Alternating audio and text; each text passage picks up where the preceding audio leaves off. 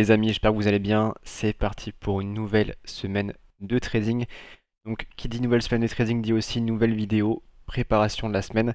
C'est ce qu'on fait tous les dimanches à 18 h. On prépare la semaine ensemble. On voit les prochaines opportunités. On voit aussi ce qui peut être intéressant pour bien démarrer la semaine. Ok? Bien sûr, n'hésitez pas à vous abonner à la chaîne, à liker si ce contenu vous plaît. Et bien sûr, à rejoindre mon groupe Telegram. Le lien est dans la description. Et bien sûr, restez jusqu'au bout de la vidéo. On parlera à la fin du livre que j'ai créé rien que pour vous pour exactement 0 euros. Donc restez bien là jusqu'à la fin de la vidéo. Je vous ai fait une petite sélection de devises CAD, CHF, GBP, CAD, GPNZD, Euro JPY, l'indice du JPY, d'accord, et le CHF JPY. On commence tout de suite avec CAD, CHF. CAD, CHF, c'est une position qu'on a pris ensemble avec les membres du groupe Premium. C'est une position à vendre qu'on a pris à ce niveau-là. On a déjà pris quelques profits ici, envoyé des analyses graphiques ici avec le groupe analyse graphique. N'hésitez pas aussi à consulter mes services. Le lien est soit sur Telegram, soit sur mon site. Donc ce qu'on a sur CLSHF, ce qui est intéressant, c'est que là du coup on a une belle chute, d'accord, une belle extension baissière. On voit un plus haut et un plus bas qui est bien tracé. Ok, si je le trace, on est comme ceci, le plus haut et le plus bas, d'accord. Ce qui m'intéresse au niveau de ma zone d'équilibre, c'est qu'on a une zone de travail, d'accord. On voit bien qu'on a une belle extension baissière, une belle extension baissière. Et entre les deux, on a une zone qui a bien travaillé. Vous voyez, le prix il a quand même bien range. On est sur du H4, donc sur du H1, on le verra un peu mieux. On a un prix qui a bien travaillé. Voilà, typiquement, c'est comme ça. Extension baissière, zone de range, donc zone de travail, et extension baissière. Donc le prix, typiquement, il peut revenir sur cette base-là, et il peut réagir. D'accord. Donc si je reviens sur du H4, on a tracé la zone. Et là, on voit que le prix a déjà bien travaillé. Vous voyez, on a fait une extension haussière, le prix faisait que de monter. Et arrivé dans la zone de travail, il a réagi. Donc si je repasse sur du H1, on voit que le prix a bien réagi. Ok, donc il a bien réagi et en plus pour l'instant il respecte le plus haut qu'il a créé dans sa zone H4, sa zone qui est vendeuse. D'accord. Donc là typiquement on s'est positionné, on a attendu une belle structure, on a cassé un plus bas, d'accord, et on s'est positionné sur les 0,66 300. D'accord. Donc on a eu un joli mouvement qui s'est fait avec une belle structure. Ensuite il est monté, donc on verra à l'open ce qu'on en fait. D'accord. Soit il casse, on pourra clôturer manuellement, soit il tient, et là du coup il peut très bien chuter sur les plus bas. D'accord, donc là on est sur les 0,64 700. Donc petit ratio de 6 à voir pour ce début de semaine. Ok. On passe ensuite à GBP CAD. GBP CAD, pour rappel, du coup on le voit depuis plusieurs semaines, depuis plusieurs mois. On a toujours un contexte daily qui a bien réagi ici, zone vendeur, et un contexte H4 qui a bien réagi à ce niveau-là. Vous voyez, ça a bien chuté. Là on a 550 pips. D'accord. Donc on avait ciblé du coup d'autres zones pour se positionner sur GBP-CAD. Une première qui était ici qui n'a pas été touchée. Une deuxième qui était ici, vu qu'on a cassé plus bas mais qui n'a pas été touchée également. Donc là il a continué de chuter. Donc il a fait 550 pips de chute depuis la dernière analyse qu'on a effectuée ensemble. D'accord. Donc là deux choses à surveiller. Moi, premièrement j'ai surveillé ce plus bas ici sur GBP-CAD, voir si on peut avoir une petite correction. Ok. Mais il reste quand même baissier sur un contexte, sur un haut contexte. D'accord. Donc même si je me positionne, c'est vraiment une belle confirmation. Et pourquoi pas avec un risque divisé par 2. Ou sinon, du coup, il pourrait corriger, sans venir dans ma zone, corriger, même en cassant cette zone, il peut toujours corriger, et revenir chercher un plus haut. Donc là, je surveillerai à nouveau mes plus hauts pour prendre de la vente sur GP, CAD, parce qu'ils sont pas mal à ce niveau-là. Vous voyez, on a une belle extension baissière, quelques zones qui ont travaillé à ce niveau-là. Donc si le prix corrige sur son plus haut, on aura de fortes possibilités d'avoir une réaction du prix en vente sur GP, CAD. Ça sera à surveiller. On a ensuite GPNZ, et GPNZ c'est une analyse qu'on avait pris ensemble avec les groupes premium. On s'est fait break-even pour 3 ou 4 pips à ce niveau-là, mais on voit bien que le trade a été respecté à la perfection. Là on a presque 500 pips. Ok. On avait ciblé un contexte H4, qui est celui-ci, qui pouvait potentiellement réagir. Donc là on a ciblé l'extension haussière, dernière bougie baissière à ce niveau-là. Le prix a réagi mais pas grand-chose. Et de toute façon on n'a eu aucune confirmation que ce soit en H1 ou en M15 pour se positionner. Donc il a continué de chuter. Donc là, focus à nouveau sur GPNZD. Soit il tape mon TP qui était initialement prévu, et là du coup on pourra voir pour de l'achat, parce qu'on a quand même une zone qui a bien réagi aussi à ce niveau-là.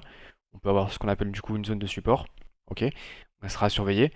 Ou soit du coup, typiquement, il peut créer du coup déjà dès lundi, dès l'ouverture du marché, une nouvelle structure ici, haussière, pour corriger sur GPNZD.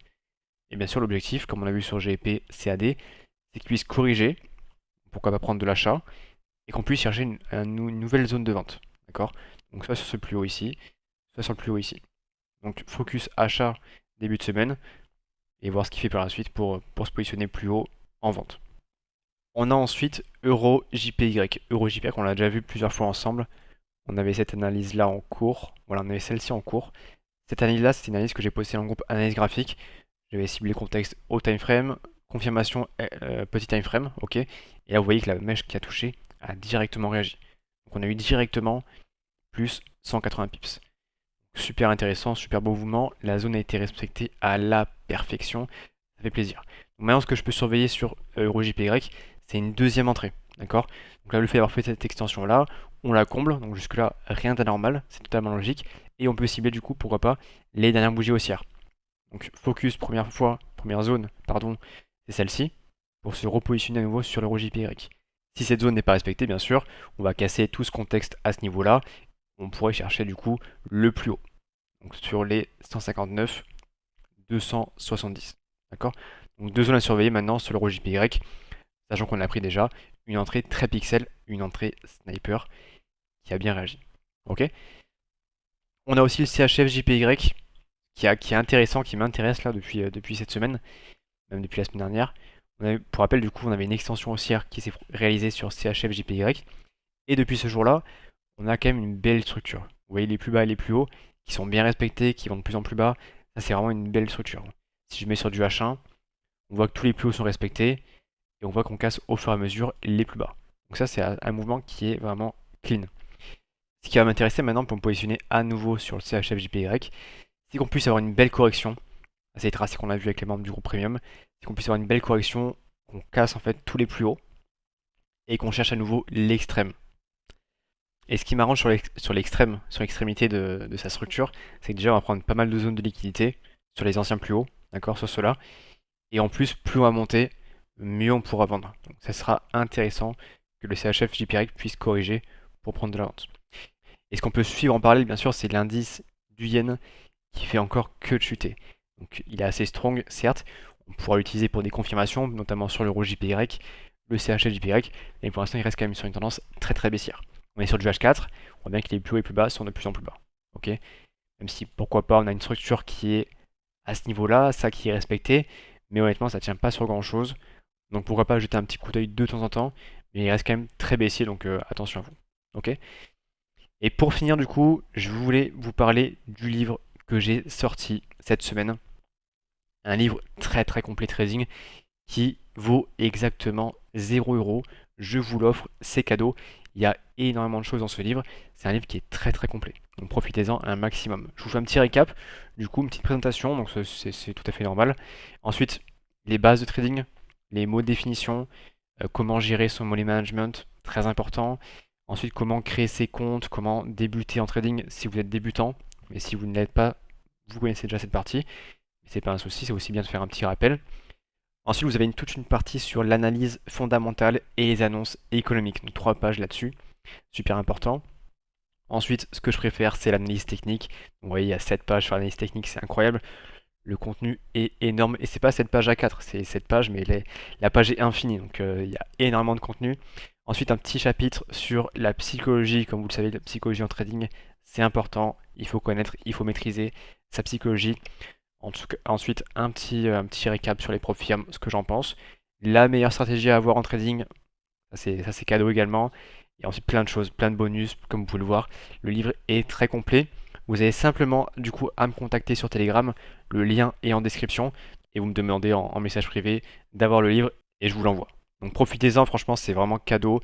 C'est le livre, je le dis souvent, mais c'est le livre que j'aurais voulu avoir quand j'ai débuté en trading. Foncez si vous ne l'avez pas encore le livre. C'est vraiment de la plus-value sur plus-value. Et c'est vraiment the cadeau. Donc j'espère que cette vidéo a pu vous plaire. J'espère que vous faites aussi le boulot de votre côté. Vous préparez les marchés. C'est aussi important de se mettre sur les graphiques. Même si vous lisez le livre et que derrière vous faites rien, vous ne mettez pas sur les graphiques, ça ne sert à rien. Il faut se mettre sur les graphiques, il faut backtester, il faut mettre en place une stratégie, il faut avancer. C'est normal. Là on parle de trading, c'est un investissement, c'est une compétence. Si vous voulez réussir, il faut se mettre au travail. Là-dessus, il n'y a pas de secret. Ok? Donc on se dit à ce soir, réouverture des marchés à 23h. Et c'est parti pour une nouvelle semaine de trading. Pareil, si vous avez des questions, n'hésitez pas soit sur Telegram, soit en commentaire. J'y répondrai avec plaisir. Bonne semaine à tous.